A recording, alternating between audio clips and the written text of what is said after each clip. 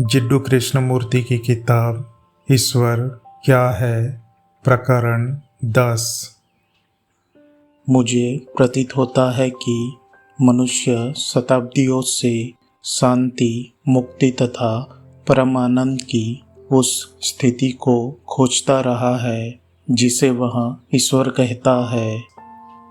इसे उसने भिन्न भिन्न नामों से और इतिहास के अलग अलग कालखंडों में ढूंढा है तथा स्पष्टतया कुछ ने ही उस महान शांति व मुक्ति के आंतरिक भावों को, उस अवस्था को पाया है जिसे मनुष्य ईश्वर कहता रहा है। आधुनिक समय में ईश्वर शब्द का महत्व इतना घट चुका है कि हम जब इस शब्द का प्रयोग करते हैं तो उसका बहुत ही नगण्य अर्थ होता है। हम सदा इस संसार से दूर किसी परमानंद, शांति व मुक्ति की अवस्था को खोजते रहते हैं तथा कुछ ऐसा पा लेने के लिए हम इस संसार से विविध रूपों में पलायन करते रहते हैं जो टिकाऊ हो, जो हमें शरण, स्थान एवं पुनीतता दे सके, जो हमें किसी गहन आंतरिक शांति का कुछ भाव प्रदान कर सके। किसी का ईश्वर में विश्वास करना या नहीं करना मानसिक प्रभाव, परंपरा व जलवायु पर निर्भर करता है। आनंद की उस स्थिति, उस स्वातंत्र्य, उस असाधारण शांति के जो जीवंत है, अन्वेषण हेतु मेरे विचार में व्यक्ति को यह समझना होगा कि क्यों वह तथ्य का सामना करने व उस तथ्य को रूपांतरित करने और उससे परे जाने में समर्थ नहीं हो पाता।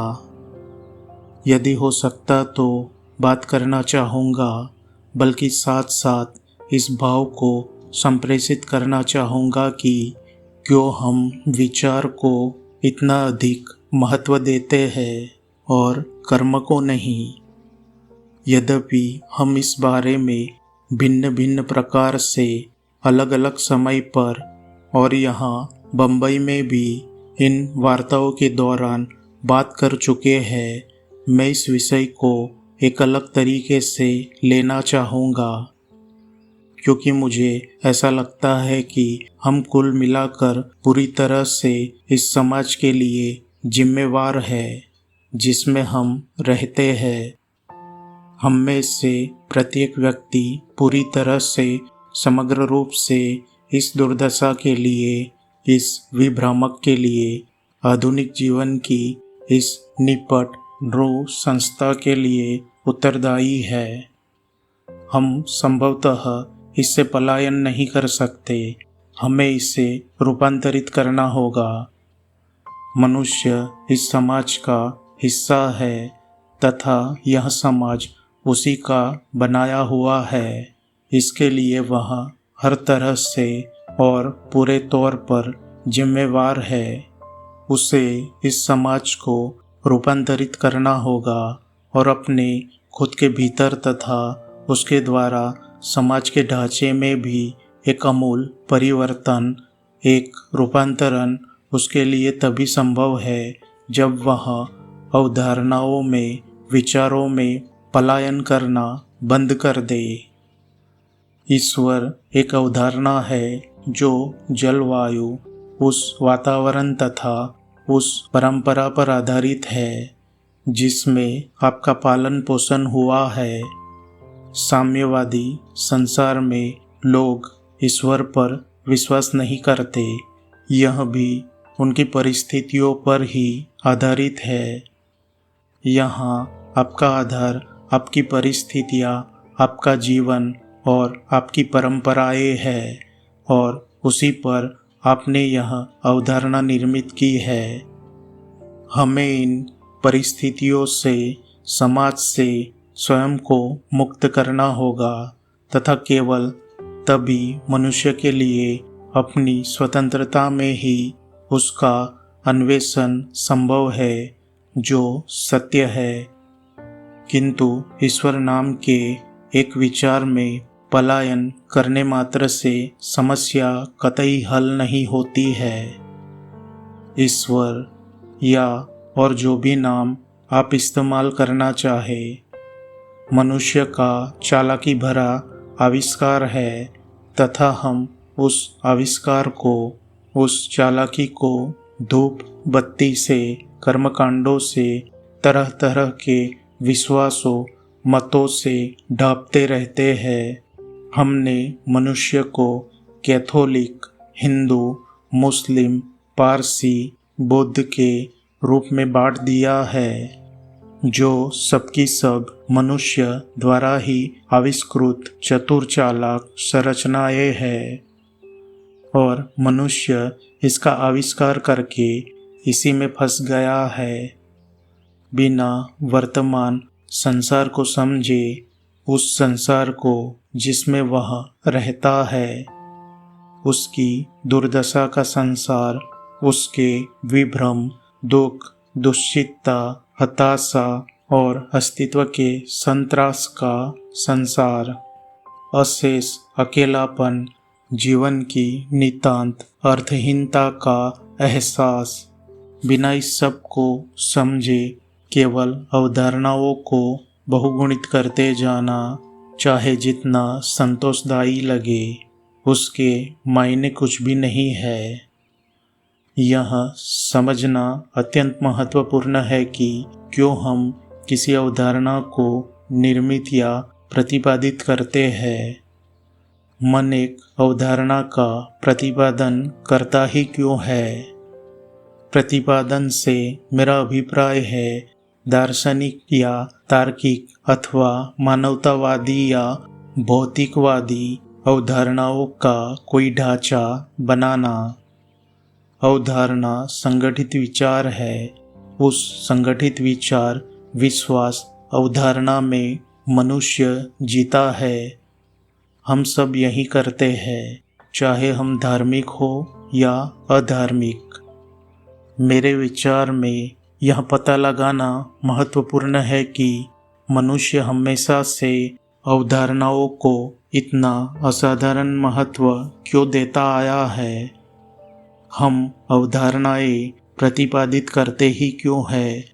हम जिंदगी से सीधे सीधे क्यों नहीं मिल पाते हैं? कर्म क्यों नहीं हो पाता? हमेशा क्रियाशीलता संभव क्यों नहीं होती? यदि हम अपना अवलोकन करें तो यह बात स्पष्ट होगी कि हम अवधारणाएं तब निर्मित करते हैं जब अनवधान होता है, ध्यान का अभाव होता है, जब आप पूरी तरह सक्रिय होते हैं, जिसके लिए समग्र अवधान की जरूरत होती है, जो कि कर्म है। उस स्थिति में कोई अवधारणा नहीं होती, आप कर्म कर रहे होते हैं। यदि मेरा सुझाव माने तो सिर्फ सुने, स्वीकार या अस्वीकार न करें। अपने विचारों, विश्वासों, विरोधाभासों तथा ऐसी अन्य बातों की दीवारें खड़ी करके सुन पाने में रुकावटें पैदा न करें। बस केवल सुने। हम आपको किसी बात के लिए कायल करने का प्रयास नहीं कर रहे हैं। किसी भी तरीके से हम आप पर यह जोर नहीं डाल रहे हैं कि आप किसी अवधारणा या ढांचे या कर्म का अनुसरण करें। हम तो केवल तथ्य बता रहे हैं, चाहे आप इन्हें पसंद करें या न करें। और महत्व की बात है तथ्य के बारे में सीखना। सीखने में समग्रता से सुनना, पूरी तरह से अवलोकन करना निहित है। जब आप उस कौवे की आवाज़ सुने तो अपने खुद के शोर, अपने ही भयों, विचारों, अपनी ही अवधारणाओं, मतों के साथ न सुने। तब आप देखेंगे कि कोई धारणा, कोई विचार बीच में नहीं आता है, बल्कि आप वाकई में सुन रहे होते हैं। ठीक उसी तरह से मेरा सुझाव है, आप बस सुने, मात्र सुने, न केवल चेतन रूप से बल्कि अचेतन स्तर पर भी, जो संभवतः कहीं अधिक महत्वपूर्ण है। हम में से अधिकतर लोग प्रभावित हो जाते हैं। चेतन प्रभावों को हम नकार सकते हैं, लेकिन अचेतन प्रभावों को परे हटा देना कहीं अधिक कठिन है। जिस ढंग से सुनने की हमने बात की है, जब आप उस तरह से सुन रहे होते हैं तो यहाँ मात्र चेतन अथवा अचेतन श्रवण नहीं होता। तब आप पूरी तरह सावधान ध्यानपूर्वक होते हैं और अवधान आपका अथवा मेरा नहीं होता है। यह राष्ट्रवादी नहीं होता, यह धार्मिक नहीं होता, इसके खंड नहीं किए जा सकते। अतएव जब आप पूर्ण रूप से सुन रहे होते हैं तो कोई अवधारणा नहीं होती है, बस एक सुनने की अवस्था होती है। हम में से अधिकतर ऐसा तब करते ही है जब कुछ मधुर श्रवण कर रहे होते हैं, जब कर्णप्रिय संगीत सुनाई दे रहा होता है, अथवा जब आप एक पर्वत को, शाम के उजाले को या पानी पर झिलमिल करते प्रकाश को या किसी बादल को देखते हैं। तब अवधान की उस स्थिति में, सुनने देखने की उस अवस्था में कोई अवधारणा नहीं होती है, विचार नहीं होता है।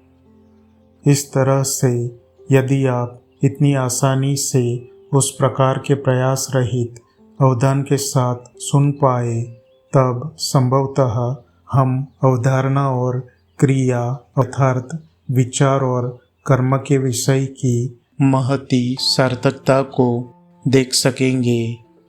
जैसा कि मैं कह रहा था, हम में से अधिकतर में जब अनवधान सावधानी का अभाव होता है, तभी हम अवधारणाएं बुनने लगते हैं।